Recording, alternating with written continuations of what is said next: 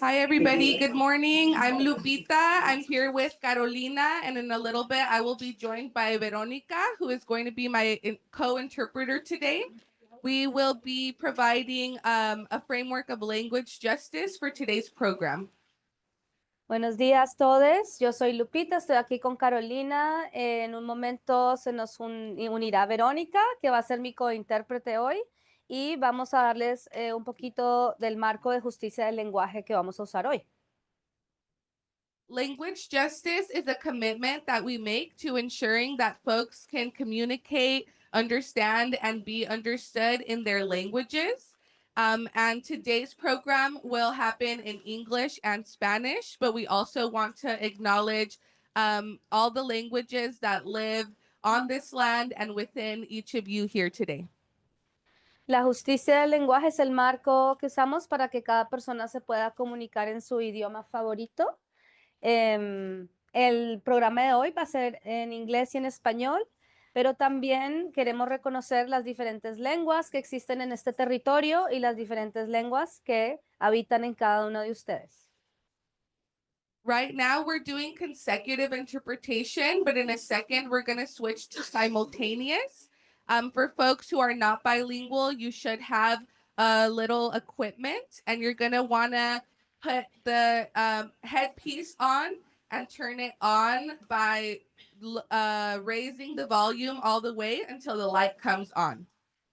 Ahora mismo estamos haciendo interpretación consecutiva, pero en un momento vamos a cambiar a interpretación simultánea. Para eso pueden usar los equipos que tienen, deben ponerse el audífono en su oído y usar el botón del volumen, subirlo todo hasta que la luz se encienda. I'm going to just share a couple of the ways that everyone in the audience can help us make sure that this is an equitable space for both languages. One is that I'm going to ask our lovely speakers and folks in the audience, if you're participating, to make sure to speak loudly and slowly. If your voice is too low, I will ask you to raise it using this gesture. Todos. And let's repeat it. Voy a explicarles algunas de las cosas que necesitamos para interpretar y le voy a pedir a mis hermosos panelistas y hermosos panelistas que por favor hablen despacio y alto. Si veo que alguno de ellos está hablando muy bajito, le voy a pedir que alce la voz y ustedes en el público también pueden hacer este gesto. Si ven a Lupita y ven que el panelista no la ve, ustedes pueden replicar y ayudar a interpretar así.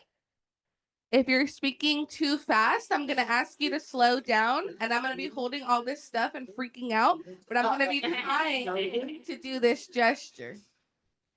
Si están hablando muy rápido, les voy a pedir que hablen más despacio y voy a tener todas estas cosas y voy a estar un poco preocupada, pero voy a tratar de hacer este gesto, a ver todos, este gesto para que hablen un poco más despacio. And these practices are helpful not just for the interpreter, but for all the folks in the room. If I can't hear you, then maybe others can't either. So we're going to share the responsibility of making sure we can all hear and receive the information that we'll be getting today.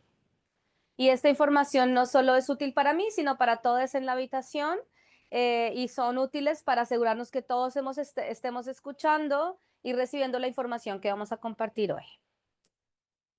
I think we're ready to get started. I'm going to go ahead and make sure that everybody's equipment is working.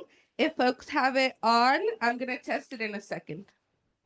Vamos a comenzar en un segundo. Voy a asegurarme que el equipo esté funcionando para todos, así que prendan sus equipos y lo vamos a hacer un test. ¿Estamos bien con el equipo? Super. Good morning, everybody.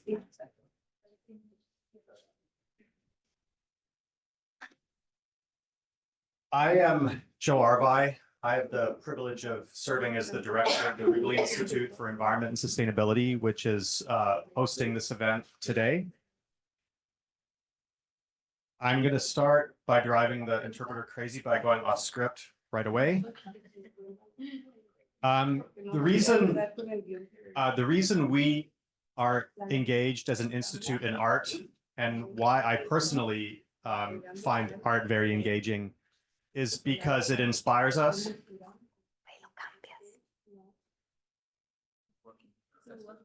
¿Está bien? Not working. It's not working. What channels are you? Or what is on A, B, or C? A. Yeah. A veces con todo el equipo se empieza a interrumpir, entonces me avisan. Voy a tratar de hablar de aquí.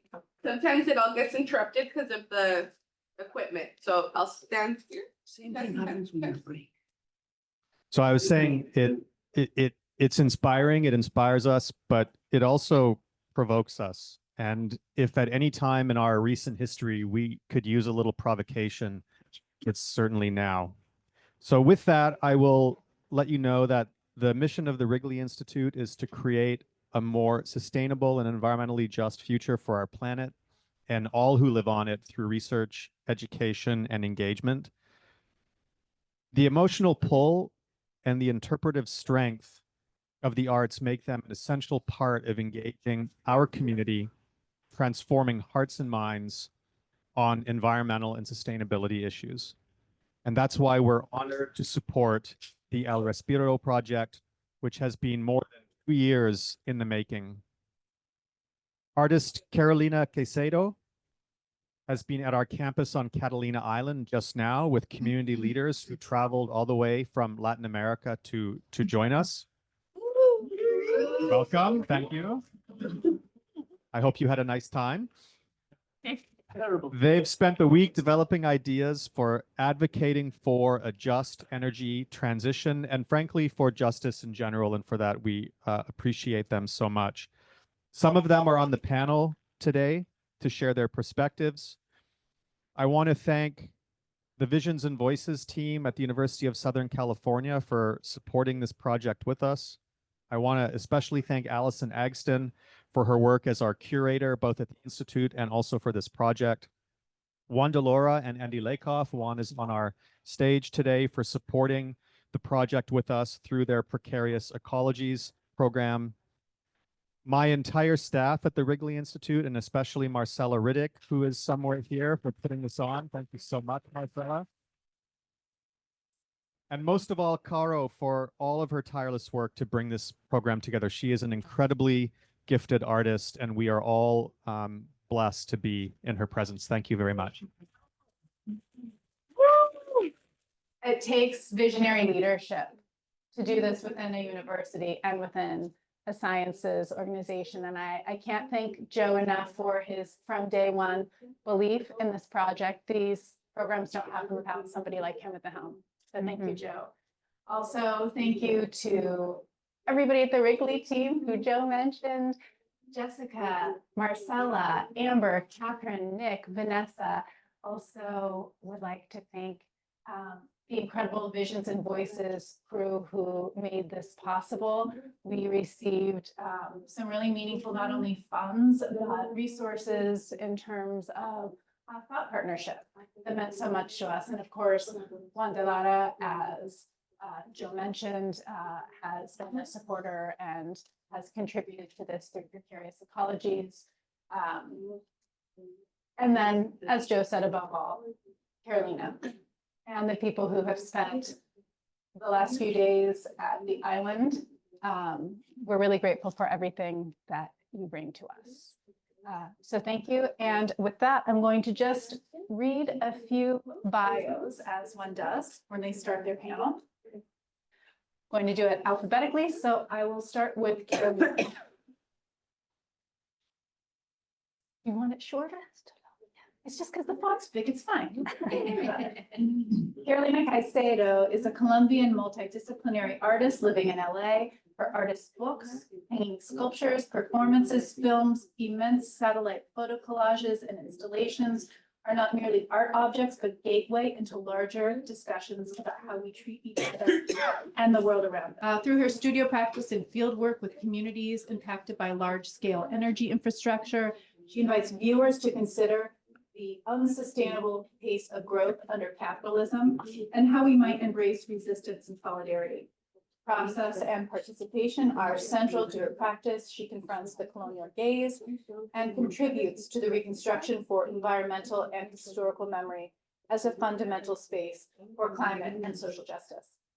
Caycedo conjures common goods for collective bodies and what she refers to as geochoreographies, which you all will be able to participate in shortly, to examine the environmental, economic, social, and spiritual impact of extractivist industries, raising questions about the future of our shared sources and gearing towards a fair transition. In 2023 alone, she received a Soros Art Fellowship, a United States Artist Fellowship, and an anonymous Was a Woman Award. Yeah. I could go on and I will. She also received artist residencies at the Getty Research Institute, and just last year was a UCLA Regents Professor in the Department of Design Media Arts, School of the Arts and Architecture at UCLA. Her extraordinary show, A Place Like the Center, is closing at VPAM today, so please make your way there after our program. Next, I'd like to introduce Juan Delara. Juan is the inaugural director of the Latinx and Latin American Studies Center and an associate professor of American Studies and Ethnicity at USC. Dr. Delara received his PhD in geography from Berkeley. He is the author of Inland Shift, Race, Space, and Capital in Southern California. Dr. Delara's research focuses on social justice, urban ecologies, and the intersection between data, race, and power.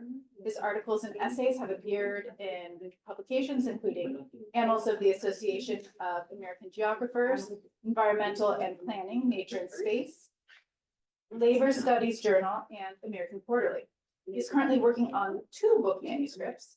One is Coachella, Extracted Ecologies, Race and Class in the Southern California Desert, and the other is titled From Guns to Goods, Infrastructure, Military Bases, and Global Supply Chains in Southern California.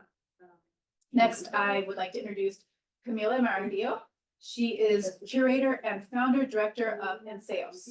Camila practices mundane magic, what a beautiful phrase, delights in telling ancient circular stories, and is concerned with human, non-human health in her writing and research reflects all these. She received her PhD in curatorial practice from Monash University in Melbourne in 2019, and she was a postdoc fellow of the Royal Art Institute of Stockholm in 2022. And she got her master's in modern art and curatorial studies from Columbia, and in experimental art and politics from Sciences Po in Paris. Most recently, she was a postdoctoral fellow of the CFOX, which is an environmental humanities collaborative at the Royal Academy of Art in Stockholm. She is co-author of the books Slow Down Fast. I bet our interpreter would like it if I would slow down fast. So I'm going to try.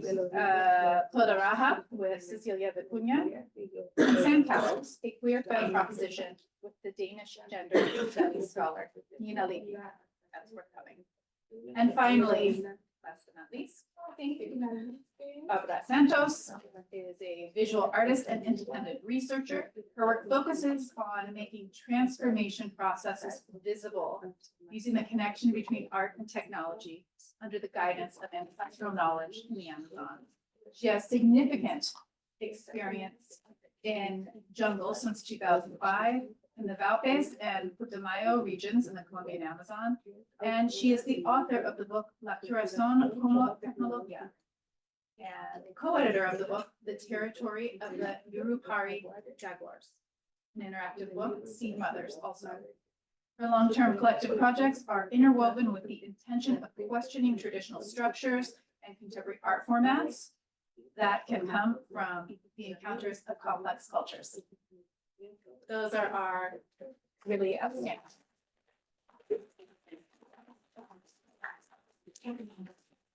Carolina, I would like to start for a question for you, which is, could you please tell our audience, especially those people who weren't a part of this past week, what is El Respiro? I want to echo all the thank yous that Allison did, especially to folks at Wrigley, Joey, thanks so much also for hosting, all the team at Wrigley who has hosted and treated us so well in Carolina Island and here in main campus. Thank you. And Allison also, thanks for believing in this since the beginning. El Respiro or Respire is a gathering to pause, take a breath, gather strength collectively for our long struggles ahead. It's part of a wider project called We Place Life at the Center, Situamos la Vida en el Centro, which has multiple platforms. One of them is an exhibition that closes today at the Vincent Price Art Museum. It will travel to the Museo Miguel Urrutia in Bogotá, and the Banco de la República opens next month there.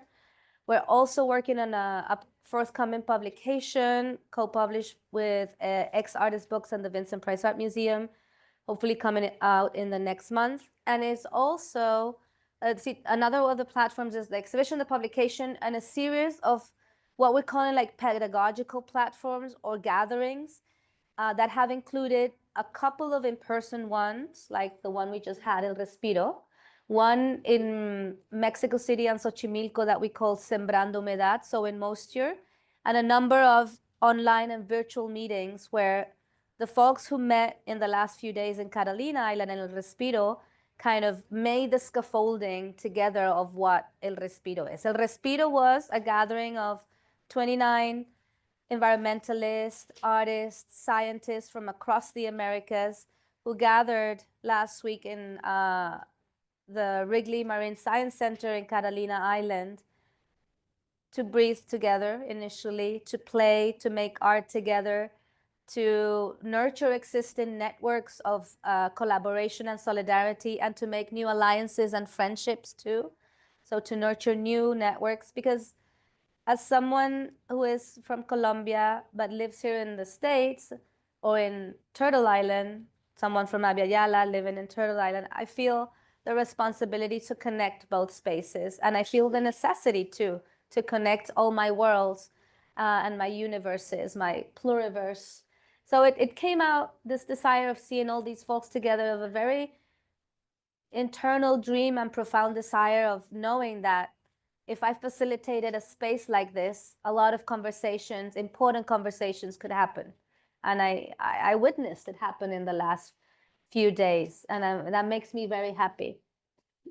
But it's also a way for me as an artist who is not an organizer, who is not an environmental leader, who is not a scientist, provide a platform also so that these folks that are carrying so much work can take that pause, can take the moment for self-reflection, to come out of their territories where they're working so hard, view them from another perspective, have dialogues with other folks who are working on the same issues, and see what happens, right? So there's also an intention of just come together. And I found that more and more in this, actual political context, when migrating, moving, is becoming more difficult, is deemed as illegal sometimes, or not natural, if you may say, it becomes important.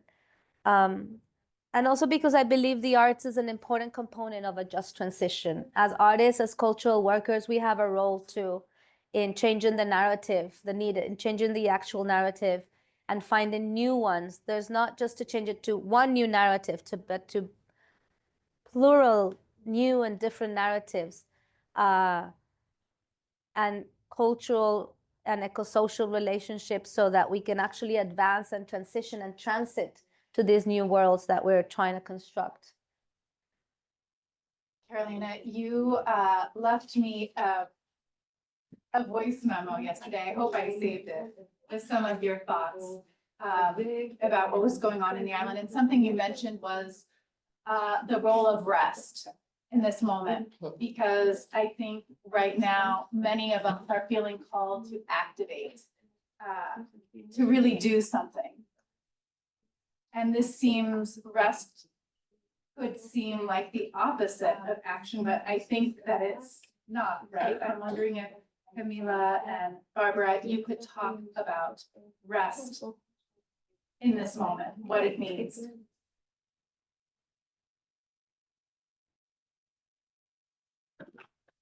Hablo en inglés. Como quieras. Either way. Okay, maybe I'll speak in English. Is that okay, Lupita? Thank you. Actually, I feel compelled to just acknowledge land before moving on to rest, because this land is a living entity, and it has allowed those of us who came from afar to rest on it. And that is because it contains us, it holds us, and that means that we are land as well. Being on this land, I think many of us have also felt its distress. And being aware of its distress is, of course, an acknowledgement of the systemic violences that it has to endure, that we have to endure as part of it. I think one of the things that has come out of El Respiro for me, and I've heard that we've been sharing it, is that we mustn't drown in the distress. And in a way, rest allows us not to drown, to constantly be gasping for air, but to kind of hold each other in a buoyancy. And to acknowledge the ancestors that are holding us. To do that is as well to understand that we are part of a continuum. We're not new to these struggles. We are here continuing struggles, and I look out and I see your ancestors. And so I want to greet them and greet the ones who are not here, the ones who were removed, displaced, violently murdered. They live on through memory and through their communities that still are also on the land doing the work. I think one of the things that we did while resting, and I know I definitely rested because I actually spent a day in bed. And I mentioned to some of the group, that I had no FOMO. I knew that those of you who are in the audience were doing work that I love to do, and I was happy that I was just being part of it from this more horizontal dream, a little bit painful state in my body and bones. And so in that dream space that I was in, I remember just kind of looking around and thinking about the material conditions that make our present possible. And I think we were quite consciously every day and thankful of those conditions and of the people that allow us to be here now, knowing that it's a huge contradiction as well, right? We traveled, we are sitting in a room that for sure participates in extractivist, all forms of extractivist practices from our earth, and yet we hold ourselves in that contradiction. And we do that because there's a mystery that's greater than us, and we are connected to it. There's an umbilical cord, and we actually practiced that in El Respiro, sensing that extra limb that's always there. It might be a tail for somebody, it might be a horn, but we all have our wands, the ways in which we hear the whispers of those, of all those entities that have made this present possible. That's what rest was like for me, for us, if there is a fleeting us. Bueno, ¿me escuchan? ¿Sí? Bueno, yo voy a hablar en español. Muchas gracias, Caro, por tenernos acá, en esta red tan especial y estar pues en este espacio con ustedes. Yo me uno obviamente a las palabras de Camila en el ejercicio que estábamos haciendo ahora en... ¿Tienes que? ¿Aló? Hola, gracias, fantástico.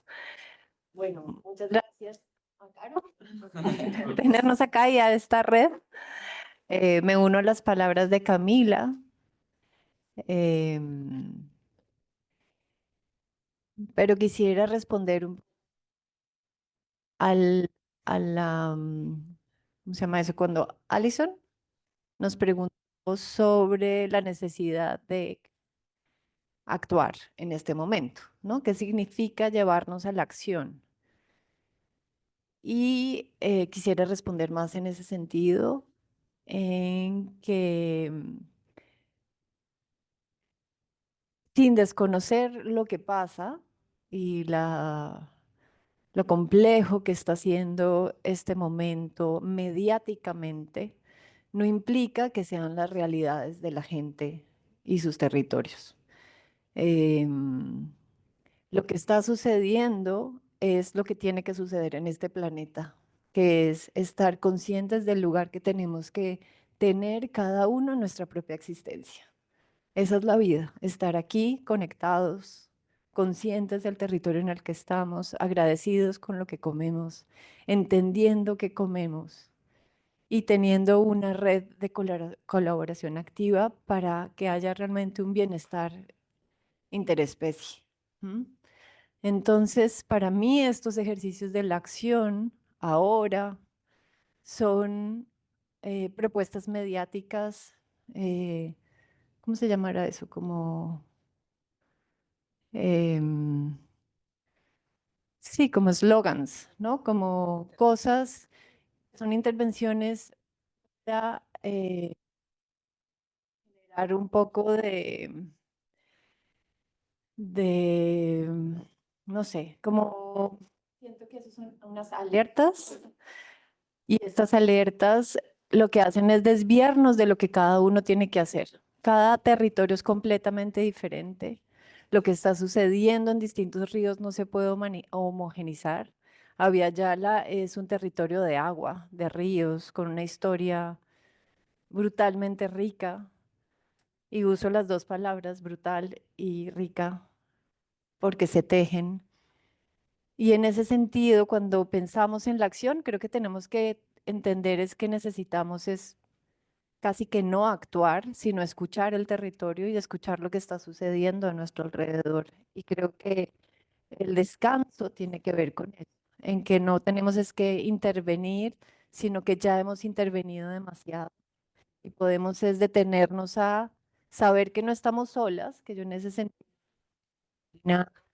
Camila y yo hemos tenido unos caminos que hemos abierto con machete, decimos en Colombia, ¿no? El camino nos ha tocado abrirlo en muchas áreas del conocimiento y que estos tránsitos son lo que nos constituyen para estar acá y para acompañar las cosas que hacemos. Entonces, para mí ese descanso tiene que ver con entender que somos una red cada vez mayor y que, como dijo Bárbara Saavedra, lo que tenemos que disfrutar es el proceso de la transición, o sea, somos la transición en proceso. Y eso implica afortunadamente poder compartir y poder dedicarnos tiempo esencial y creo que eso fue lo que hicimos en la isla.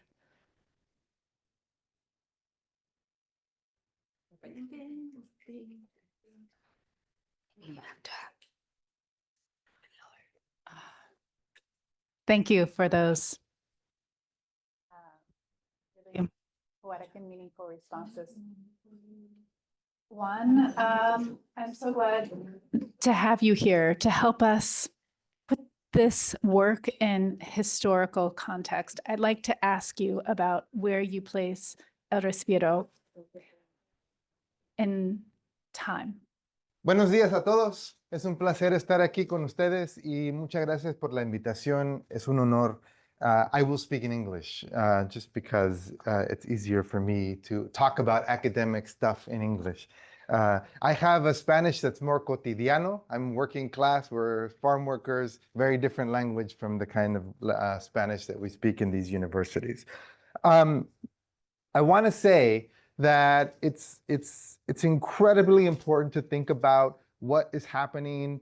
I'm drawn to this artwork. I want to touch it. I think it's an important part of thinking about how we engage with the world. And I think that bringing artists together with community organizations that are struggling around environmental justice issues for me, is an incredible and important part of a history of creating new ontologies, right? I'll give you a second to take a look at that. To me, I think thinking about El Respiro in this framework, about thinking about how it is creating new ontologies, new ways of knowing, new ways of being in the world, and new kinds of practices that challenge old ways of the way that we think about nature in a very extractive way. And so art, for me, is a way of knowing the world that challenges the kind of capitalist Western scientific ways of thinking about nature as only something that is good if it's productive for humanity in terms of thinking about profit, right?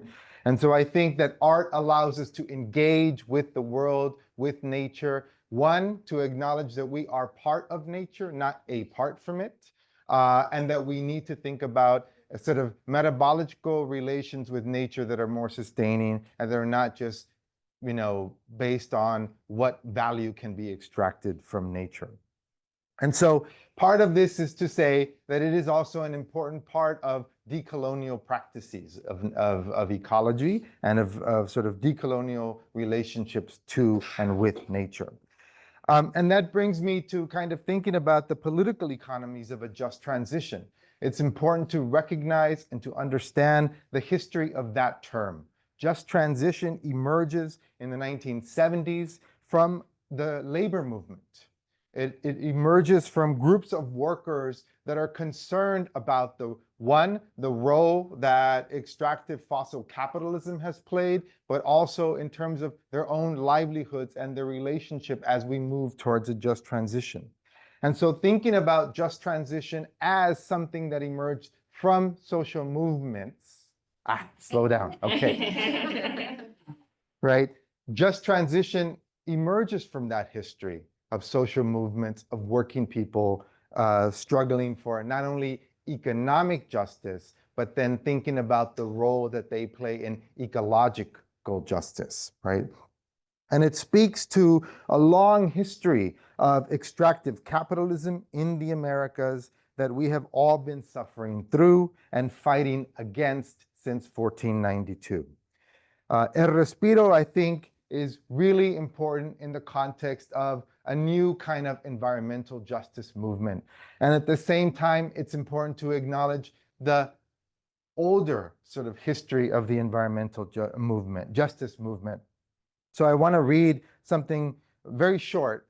It's the opening paragraph for the principles of environmental justice that was adopted and created by a group very much like the people who have participated in El Respiro in 1991 as a challenge to mainstream, mostly white environmental organizations that only talked about nature and conservation in a very specific way.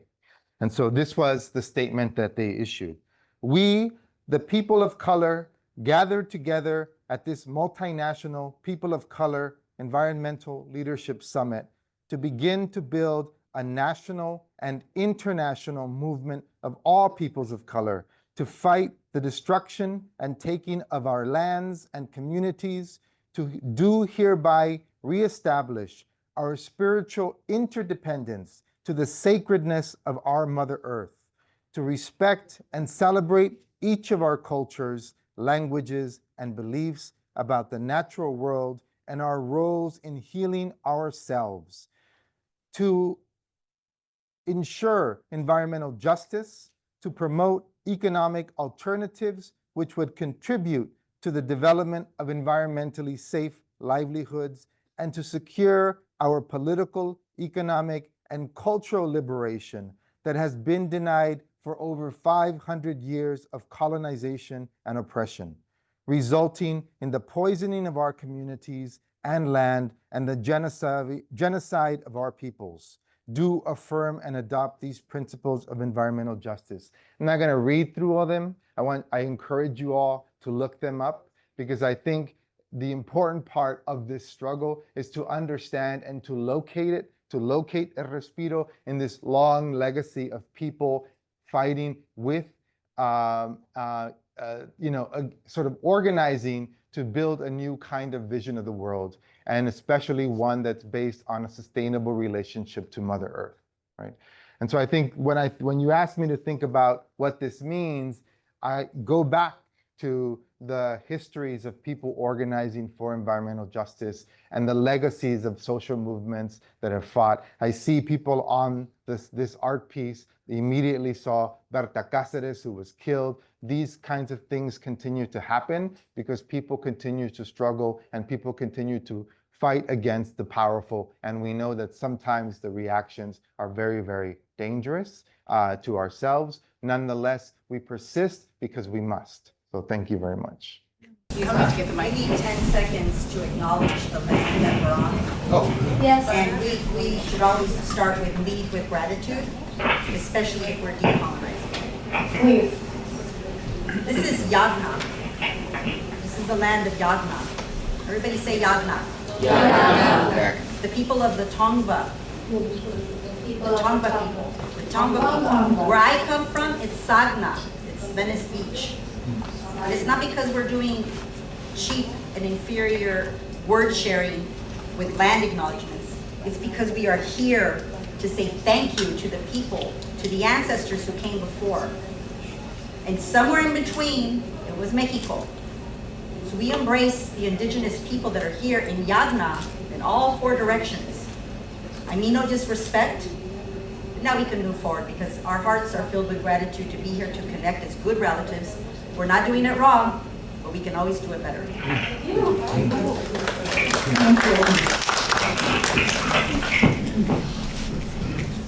We can always do it better, and I hope I will in the future. Thank you.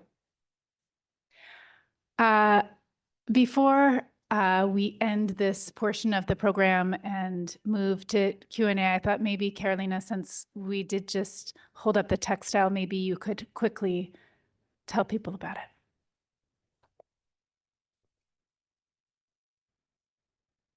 Thank you. I also commit to always do it better. Thank you for that reminder. And I'm grateful to be a Kui, a visitor in Yagna. To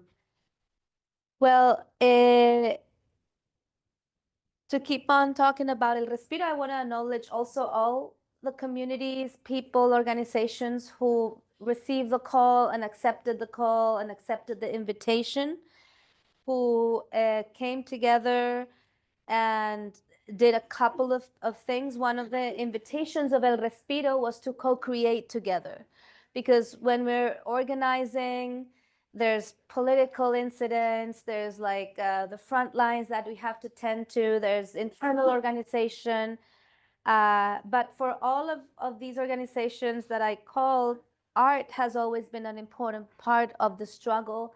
Art is a tool for popular and pedagogical education and communication as a political tool in many forms, in theater, in writing, in making artworks, in publishing. There's a richness of publishing coming out of the organizations. So I want to acknowledge some of the folks who are here today and who are represented in the textiles. I'm going to start from the south. We have people from Ensayos, from WCS Chile, World Conservation Society from Chile, from the Fundación Hachayé in Tierra del Fuego. We have people from Modatima, the movement, El Movimiento en Defensa del Agua de Chile, who are actually connected to the movement of people affected by dams of Brazil, MABI, Movimiento de Atingido dos Barragens, y Ríos Vivos Colombia, in a regional organization called MAR, Movimiento de Afectados por Represas, the movement of people affected by dams of Latin America.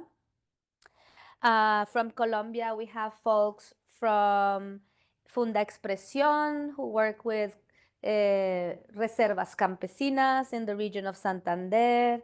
We have people from, I'm trying to look, but this is to map myself here, from the movement of Ríos Vivos Colombia too. We have Fundación Colibrí, who work with youth and infancies to transit towards a better world too, who are my partners and organizers. So I want to acknowledge and clap Diana and Jorge here, who made part and like design all of the program with me. Gracias. We have Kiasma, Bárbara, and Cuenco de Cera too, who work in publishing and working also in translating knowledge that originally doesn't come in written form, but how do you translate that knowledge and put it in the form of a book, in the format of a book with all the care and love possible. From Puerto Rico, we have los centros de ayuda mutua, the mutual aid centers, and representatives from the Canchívalo people, the indigenous people from Puerto Rico. We have people from el Departamento de la Comida, from Para la Naturaleza. Oh, from Colombia, I forgot Tejido de Transicionantes del Valle del Río Cauca were present too. Oh, perdón, también Movimiento de Laderas de Medellín, from Antioquia were present. And Fundación Macuáticos, who work in the study and defense of marine mammals in Colombia and across the Pacific coast. Casa Pueblo from Puerto Rico, an organization that's 30 years, almost 30 years, right? 30 years? 45 years. An intergenerational struggle in the heart of Puerto Rico, stopping mines, stopping gasoductos, and proposing the energy insurrection in the island. We have people from Comunidades Zeta in Colombia proposing communitarian energies. What else? From Texas, we have our friends from the Carrizo Come Crudo tribe from Texas, also working hard in stopping all the LNGs and fossil gas industrial complex, space exploration industrial complex that is trying to encroach itself in Texas. And in California, we have the friends from Coyote and Masewali who work here locally in Los Angeles, protecting green spaces in Northeast LA.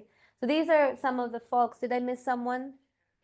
Oh, yes, we also, okay, thank you. Yes, from Puerto Rico, also friends from Cantabonuco who also work with youth and children, recover agroecological and socio-ecological practices.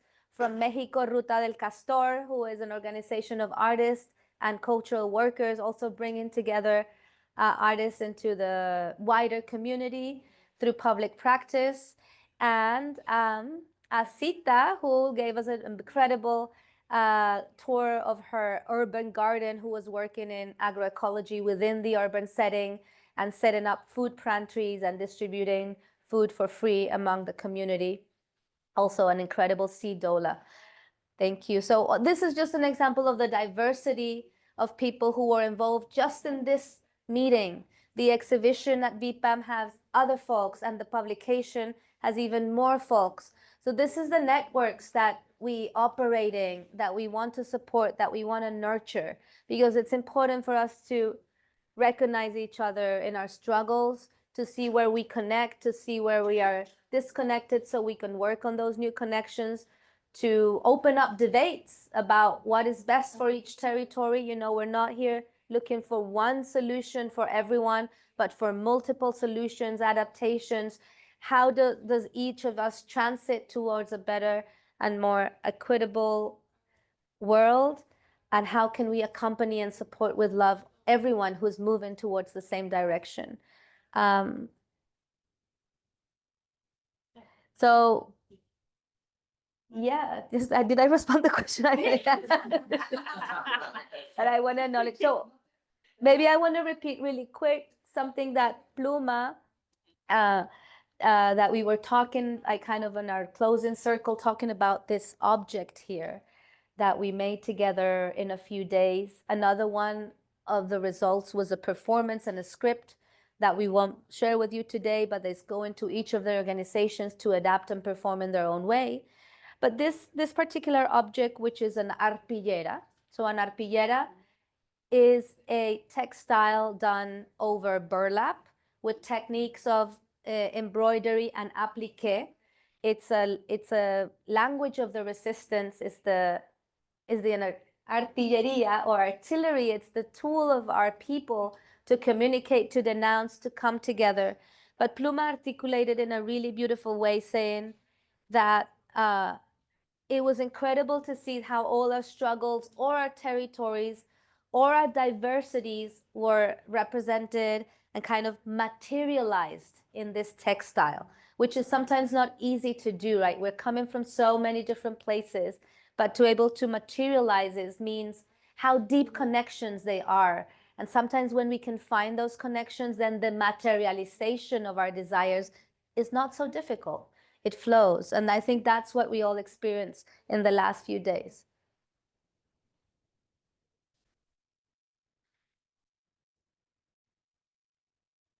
Thank you.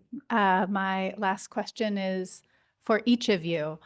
I'd like to know about the role of time in this work because, as Joe mentioned, here at Wrigley, we have been part of this process for more than 2 years, but surely this work existed in Carolina's mind and with her collaborators far before that, and it will extend surely beyond this day. So maybe for ease of use with the microphone, I'm going to pass it to Carolina, and then we can pass it all the way down to Juan, and he can wrap us up talking about the role of time in this kind of organizing.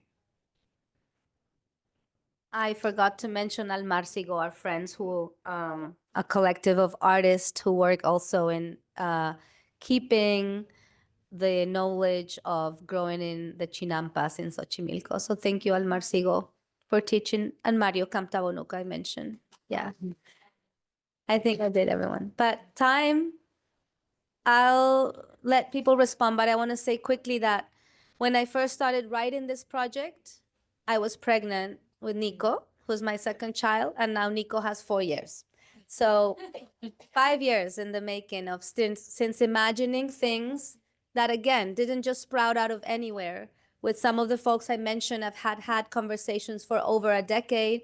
Some of you I've met more recently, and the conversation has spanned the last 2 years. So it's important as an artist for me to have and to remember that it's when I commit to an idea long term is when the best results come along, and that the arts world can also be an industrial complex. It is moved by profit, right? So El Respiro and We Place Life at the Center is certainly a project that looks to operate in other ways, not with profit at the center, but as the title says, to operate with life at the center and find other folks and community members who are doing the same, operating, having life at the center, which is an ecofeminist practice by nature. We keep life as women. We're the people who bring life, who keep it, who safeguard it.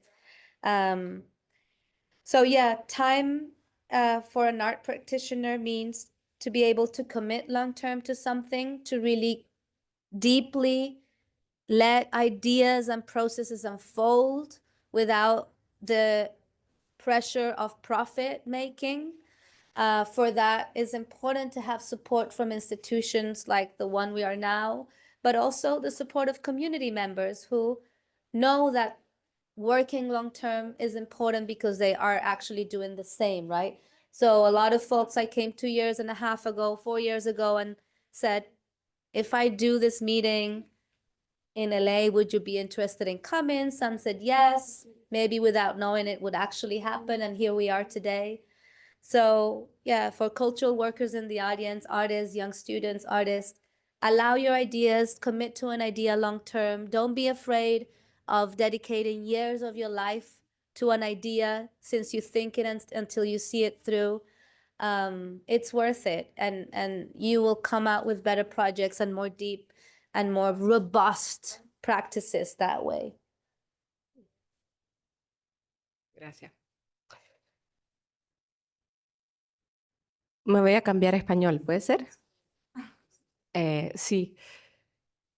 Para hablar del tiempo hay que hablar de la cuerpa, hay que hablar de los sentimientos, hay que hablar de cómo esas cosas se anudan, el tiempo se acumula y te cambia, te transforma.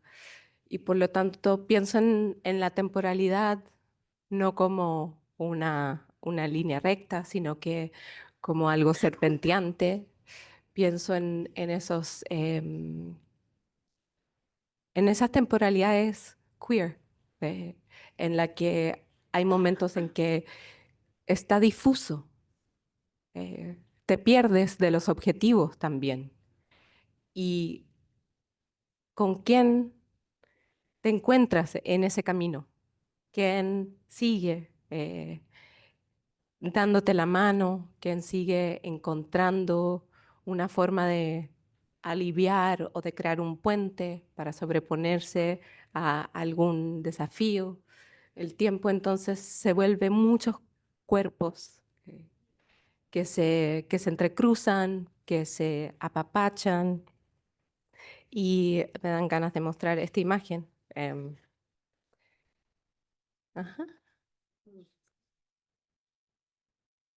El tiempo el tiempo turbio, el tiempo de la turbera, que es nuestro tiempo allá en Tierra del Fuego, en territorio Selknam, en donde hemos aprendido que algo que como a modo de mentira se llamaba extinto deja de serlo. Algo siendo una cultura, un pueblo, una familia que crece.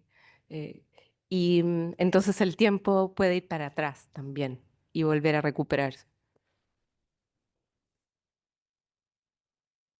Ujú. Oh. Ah, sí, ese es otro tiempo, el tiempo de la organización. ¿Sigo? Em, Mis proyectos también son de largo aliento, muy largo aliento.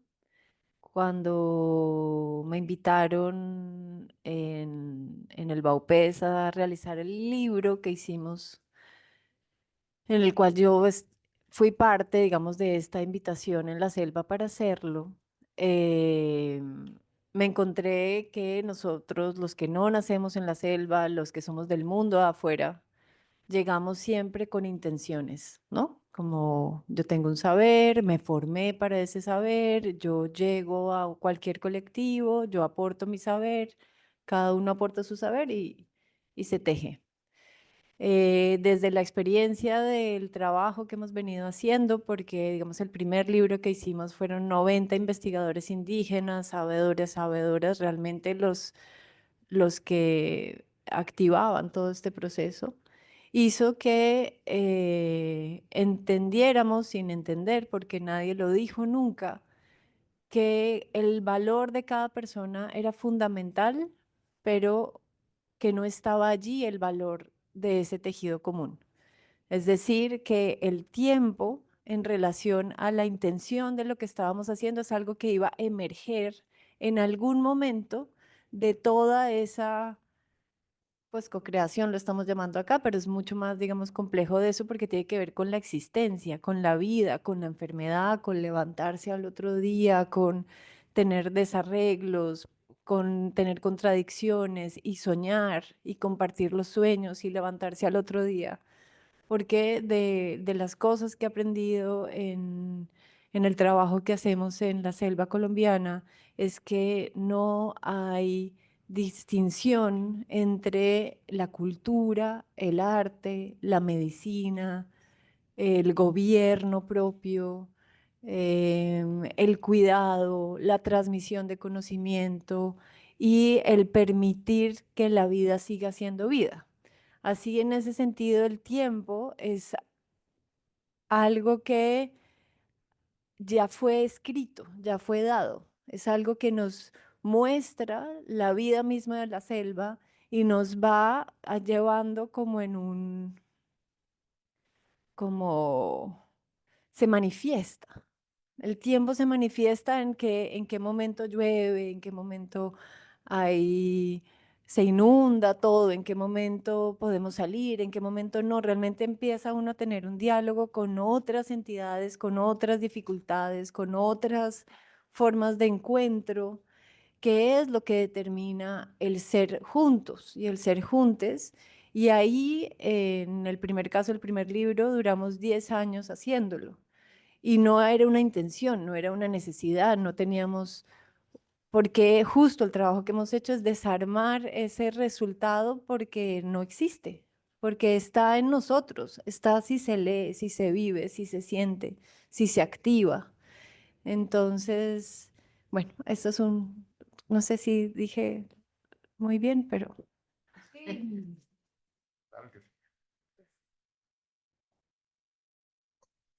I think for time, I'm going to make short on time. But for me, I think I've already mentioned the long history and always remembering that. One of the things that I've learned from our elders is to always think about time in the context of in the future and what we're doing now, building for future generations and making sure that we leave sustainable spaces and ecologies for them. I think that, thinking about that in terms of one of the things when I was working as an organizer, an indigenous person who was my mentor told me, hay que plantar muchas semillitas, you got to plant the seeds. And it's important to do the work with youth and young people as well, right? As well as acknowledging our elders. I'm incredibly inspired, and I want to thank the sister in the back for reminding us where we are in Yangwa. And I think there has been a movement to sort of get land back for indigenous communities. You drive down to the west side to Coravunga Springs. There is a whole way of thinking about building sustainable spaces that honor our relationship to and with nature. And I encourage you to go out and take a look at what that looks like.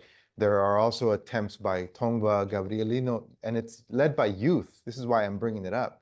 Led by youth to reclaim space away from development and to think about building sustainable spaces.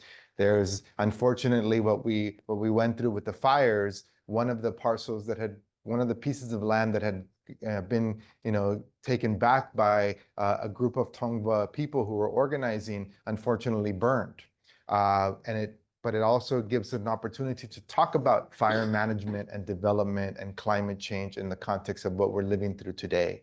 And again, all of that is to say, working with young people, making sure that we both teach them the histories and teach them the sacrifices of our elders, but also continuing to push forward and imagining what a sustainable world looks like for future generations. And that's the work that we have to do. And again, the long framework of thinking about this since the 1400s, right?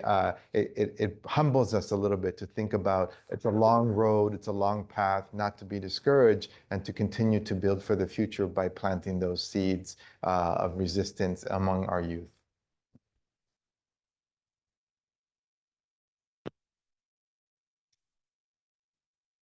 Thank you, Juan. So here's what's going to happen next. We will do a little bit of a Q&A from you all. And then once we're done with the Q&A about this portion of the program, Carolina is going to explain to you how the geochoreography works. And then we have a little bit of time after that for a second Q&A. The second Q&A is for how the geochoreography works. So think of questions, get ready to raise your hand. And while you're doing that, I'm going to take a moment to say thank you to our panelists today. Thank you.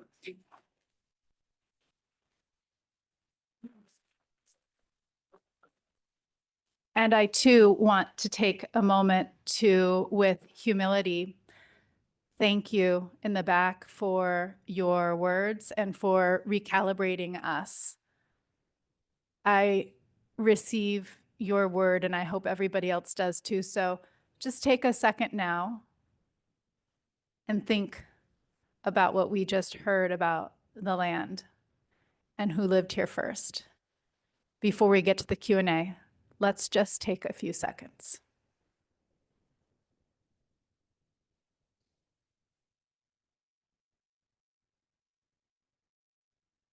All right. Who has a question for these panelists that we have up here? Anyone?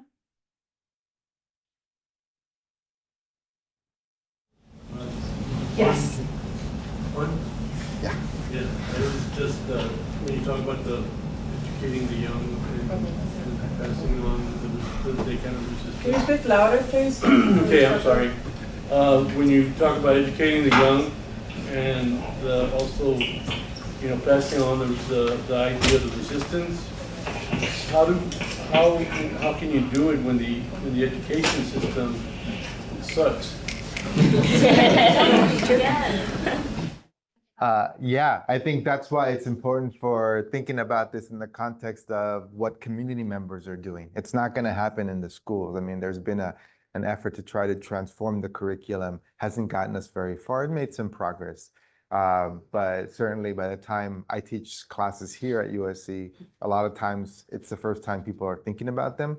Those who have thought about these issues have thought about it because they've been involved in community organizing and environmental justice work, right? And that means building knowledge outside of these institutions. And that's why it's incredibly important. Like so much of what I've learned and teach to my students, I've learned from people in the community who are doing this work, right? And so that's why I mean thinking about this in the context of a long history and the importance of community building and social movements, because we learn so much by turning to people who are engaging and living with these practices on a daily basis and have learned from their elders. And so I think part of that means to think about the people who are leading these movements as our elders who are teaching us. And we have to pay attention and learn from them so that we can sort of talk about this with younger generations. I totally agree with you about the limits and the problems. As you say, most of our education sucks about this. And at the same time, we need to continue to work and build support by supporting these groups that are working around these issues. Sorry. When y'all are talking about changing the narrative, how is the intention of changing the narrative if you're not really acknowledging the people of the lands of this? Because that's where it began in 1492, And I think that the young people need to know that they have roots in that and still to that. And if we're not doing it, how can we do it? I think this was wonderful what we did in Carolina, and it's a way of starting, but it's got to be historical. It can't just be like what's happening right now, because it's temporal. It only happens for that while, and then it's gone. And it's not shared with children. It's not shared with the young people who need to hear that. So I'm just concerned about that. I don't know if anybody else wants to.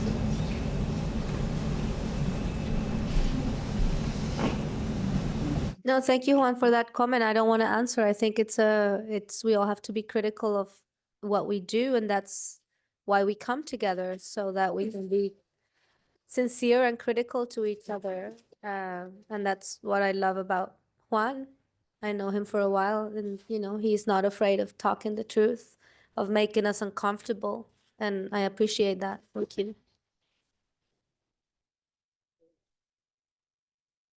In the back row. Hi. But what comes after Respiro? Have you thought about what you will work on next? So we still haven't, well, Respiro, as I said, is part of a wider project, Situamos la Vida en el Centro. We place life at the center. The exhibition is traveling to Colombia, so we're working on that, and that will have its own programming in Colombia, more focal there and localized there. The book that's coming out is also an important part, and that will reach other audiences. So that's why El Respiro is just one platform of a bigger project that has hopefully impact in different kind of audiences, right? But what happens after El Respiro as such? Well, we have this material object that hopefully we can share and show in different parts, and that will tell a little bit about who came together. And we also have the performance script that hopefully folks can take back to their own organizations and adapt and use as they feel, right? So that was a very clear intention of to creating and co-creating these two, the textile and the performance. And I knew that also since I did El Respiro, that it didn't have a part of these two like particular goals of the performance and that there was not a particular productivist kind of goal with this meeting. And I know that may sound weird and also may respond a little bit to what Juan was saying. It's just that sometimes you just need to breathe and pause. And this was El Respiro. And allow ourselves the right to rest. And if I could create that space for folks who came, then I'm happy with that. I think what happens next depends of everyone who was part of it, not just of me. You know, I don't feel I have to carry that responsibility. I certainly don't want to either, because I'm not an organizer, and this was not like an organizing with a political, particular, like, you know, kind of political incidents, intention. It was just a respire, a moment to breathe and pause in an amazing place like Pimu, which is very sacred too. So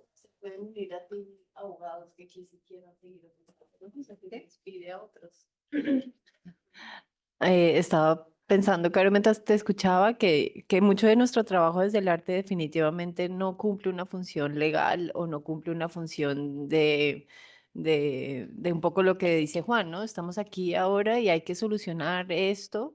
Esto está sucediendo, pero creo que el arte no es el encargado de hacerlo, sino pues Caro ha hecho suficiente para que nos agarremos y nos alimentemos mucho, pero ojalá las personas que trabajan en política pública, que trabajan en psicología, que trabajan en pedagogía, cojan este material también y lo apropien y lo extiendan. O sea, yo sí creo que todos tenemos que tener responsabilidad en esto, cada uno desde su área de conocimiento, porque esto no es un tema de arte, de nuevo digo, esto es un tema de gobernanza, de reconocimiento de la tierra, de las calidades de cómo nos nutrimos.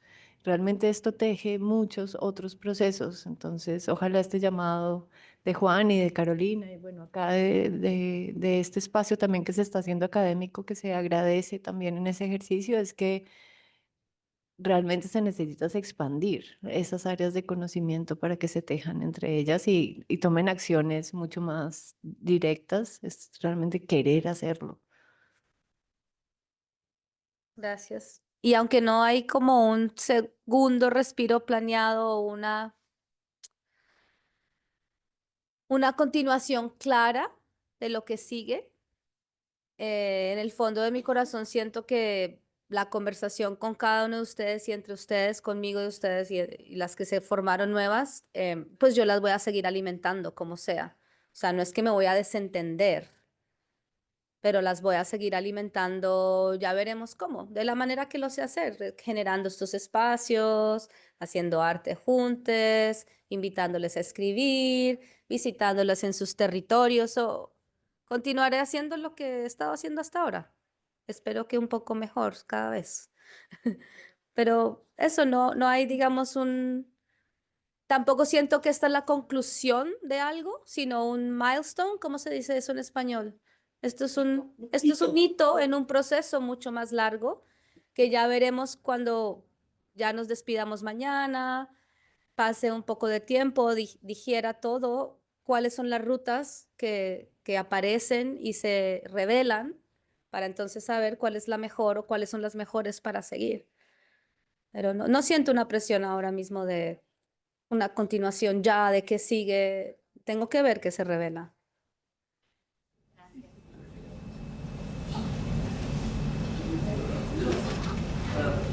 Que más que una pregunta, quiero agradecer el espacio de formar parte del Respiro y dialogar con lo que Juan arroja, porque para mí este momento fue renutrir mi suelo y recuperar mucha de la capacidad de imaginación y sentirme muy transformada, tocada por este pluriverso de luchas y de afectos, porque aunque como dice Carlos, o sea, no es una responsabilidad culminante de que hemos llegado a algo, sino que yo me nutrí de mucho vocabulario y de muchos territorios, y siento que ahora que regreso a Huixquilucan, Ciudad de México, me llevo un poco de boriquen, un poco de pasto, de Medellín, de Tabarugá, de Pimo, de Yapa, y que ahora yo siento que se desbloquean muchos caminos, nuevos ríos, y que represas que habitaban en mí se están liberando, y espero poder seguir tejiéndome. Gracias, Carlos.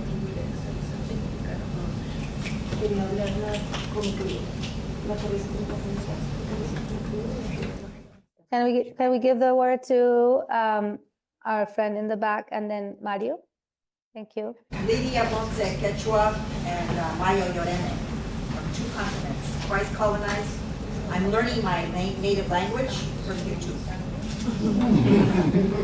In a time of drill, baby drill, everything's political. In a time of drill, baby drill, we need each other more.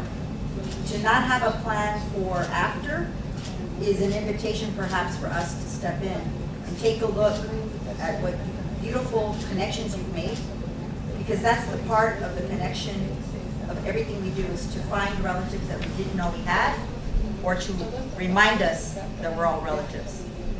Some are not so greatly behaved, and they're never invited to dinner. And some of them are, and here we are. Every plant, every food, medicine, and tree that is resistance.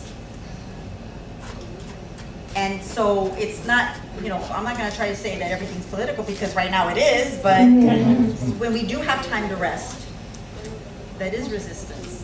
To take time for, okay, so I want to gently remind us that we all share uncertainty. We all share that. So when we meet people, we have to meet people where they're at, because we may know something that they don't, and they might know something that we don't. And we have to be willing to, in a very vulnerable time, to be vulnerable with each other and to be willing to unlearn and learn. Y vámonos. We gotta go. ¿Por qué? Tenemos que, ni modo. It's been like that. You can translate that to many languages. And it's the plan. Like to rest is so foreign to all of our ancestors. Now that they're resting and they're the stars in the sky, I didn't get to see the 8 planets lined up last night. There was a marine layer covering. I just want to remind us to be gentle with ourselves so we can be gentle with others, because in that is a gentle strength. And I speak hard and loudly as an auntie and as a grandma. I am not of these lands, but my grandma elder, Gloria Arianas, Chicana, Tomba relative, in paz descanse, she just took her journey. She's here with us, and while she's angry and upset and stompy, she's very happy too that you're all doing this. I don't want to see this end as a one and a done, or because of lack of funding. We always find a way. Yeah. So let's find each other after this. That's my question, is how do we find each other? ¿Qué son las movidas? Vamos. Sí, como dije, no es que no tenga un plan, voy a dejar que se revele, pero claro, tengo que echarle agüita a estas semillitas que plantamos entre todas, y esa es mi intención, seguir regando, seguir nutriendo estas redes que existen por muchos años, seguir nutriendo las redes que se están formando y seguir fortaleciendo estas redes a través de nuestro continente y a través de nuestros territorios, con lo que yo sé hacer, que es arte y traer gente junta, con o sin recursos. Claro que sí, lo haremos. ¿El respiro hubiera sucedido? Sí o sí. Eso lo tenía claro. Y Mario, y creo que esta tiene que ser la última pregunta, porque tenemos que movilizarnos a nuestra siguiente parada. Agradezco a todos los presentes. Sí, agradezco a todo el mundo que está acá. reflexión o pregunta que me hago a mí mismo y les invito a que se hagan también ustedes es, en estos momentos donde las contradicciones nos traspasan y los conflictos nos tocan, nos matan, nos asfixian, me pregunto qué tengo que dejar ir o qué tengo que entregar o sacrificar para que esas contradicciones se desmaterialicen, para que el camino se aclare, ¿no? Estamos en todos los niveles, nivel emocional, nivel mental, nivel material. ¿Qué podemos o qué puedo yo dejar ir en mi cotidianidad, en mi vida, en mi práctica cotidiana para que el peso se reduzca, ¿no? Y yo por lo menos estoy en ese proceso, ¿no? ¿Qué puedo soltar para que las cosas lleguen? No es una pregunta, es una propuesta. Gracias, Mario. ¿Qué podemos dejar ir en nuestra cotidianidad para que el camino se aclare? Así que, si me regalan el siguiente slide, les voy a contar la propuesta que tengo para ustedes en esta última parte. Este es una geografía que hicimos hace ya bastantes años sobre el río Yuma o río Magdalena en Colombia. Dice Yuma resiste, Yuma resists, y como pueden ver, escribimos con nuestros cuerpos, con la comunidad en resistencia en contra de represas del Huila en Colombia, esta frase. Y algo parecido es lo que voy a invitarles a hacer ahora en la segunda parte del evento. Vamos a dirigirnos a MacArthur Quad, que vamos a irnos todos en grupo y va a haber unas personas dirigiéndonos la ruta para que escribamos un llamado también con nuestros cuerpos y pensemos cuál es la tierra en la que estamos escribiendo, cómo esta tierra nos sostiene, Yagna, el río y el mar de estas tierras, los bosques y las montañas nos sostienen, y qué podemos pedir por ella y por nosotros, porque como Juan dice, the land is us, la tierra somos nosotros también. Entonces, cuando hacemos un pedido y protegemos la tierra, al final de cuentas estamos haciendo un pedido y protegiéndonos a nosotros mismos también. Como pueden ver en esta frase, las personas están paradas, o más bien acurrucadas o acuclilladas en esta posición. No sé si vamos a ser suficientes para hacer esa posición. Creo que vamos a hacer otra, que es acostarnos directamente sobre la grama o el pasto de MacArthur Quad para completar la siguiente frase, que es esta: Just transition now, transición justa ya. Y en el Respiro hablamos de lo amplio que es el concepto de la transición.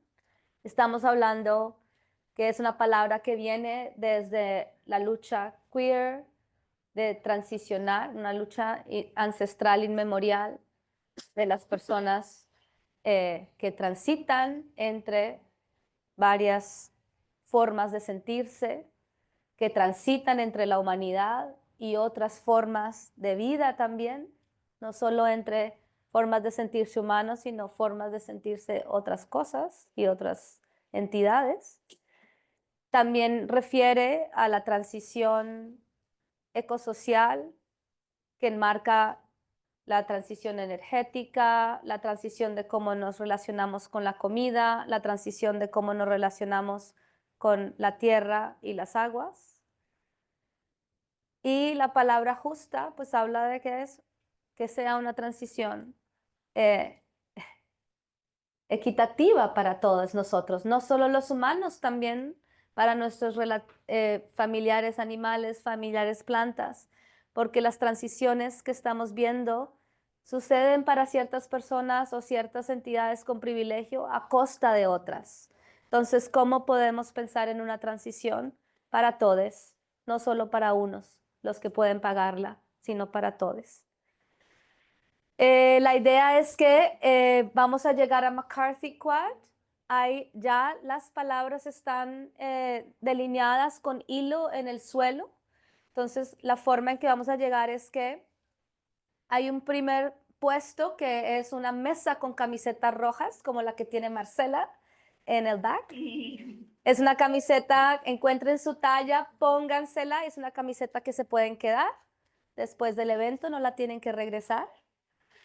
Y luego, a medida que van recibiendo, va a haber un equipo que los va a mandar para la J, la U, la S, la T, y vamos formando las letras coreográficamente. Sé que hay alguien que va a ir tocando un tambor para sentir también esta coreografía que nos entre en el latido del corazón. Y la idea es que vamos a hacer 2 momentos. La primera, Just Transition Now, en la parte superior del quad, o en la parte, no sé si es superior, pero en una parte del quad. Tomamos la foto y luego transicionamos a la siguiente frase en español, transición justa ya, porque en postproducción vamos a coser la foto para que sea una imagen bilingüe en español y en inglés. Así que, ¿hay alguna pregunta? ¿Qué horas para que ¿En dónde es? ¿Es ya? ¿Qué horas? Básicamente, sí. Vamos a caminar todas juntas. Es una caminata de 10 minutos por campus, entonces porfa traten de mantenerse en el grupo para no perderse porque el campus es grande. Vamos a ir de aquí para el quad, más o menos esperamos estar ahí a las 12. Usar el baño. Sí, claro, tomen una pausa, tomen el baño, pero esperen, no se me vayan porque hay otra cosa importante que quiero decirles. Y es que el lunes, la idea de esta imagen es que se haga una imagen sin autoría. Esta no es una imagen de Carolina Caycedo, sino es una imagen copyleft sin autoría, que el lunes va a empezar a circular por las redes sociales de USC Wrigley, de USC Visions and Voices, en la mía propia, y las personas que se inscribieron y que van a recibir la imagen en email para que también por favor puedan repostear desde sus propias cuentas la imagen y la puedan hacer circular de la manera que mejor les parezca, por redes sociales o por otros canales. Entonces eso es también una parte que no solo acaba hoy después de hacer la acción, sino estén pendientes de su correo o de los canales de redes sociales para repostear y replicar la imagen y que este llamado se extienda lo más posible. ¿Alguna otro? ¿Ah?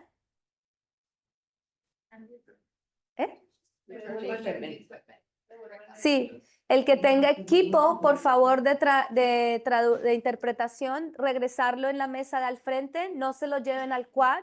Ahí vamos a estar haciendo traducción consecutiva, como hicimos al comienzo, Lupita y yo vamos a estar con el megáfono dando las instrucciones. Entonces, por favor, regresen, no se lleven su equipo. Es muy importante que las compañeras de justicia del lenguaje recuperen todo su equipo antes de irnos al quad. ¿Alguna pregunta? Allá resolveremos, van a ver que va a ser muy divertido. Sé que suena aburrido ahora, pero allá nos vamos a divertir mucho.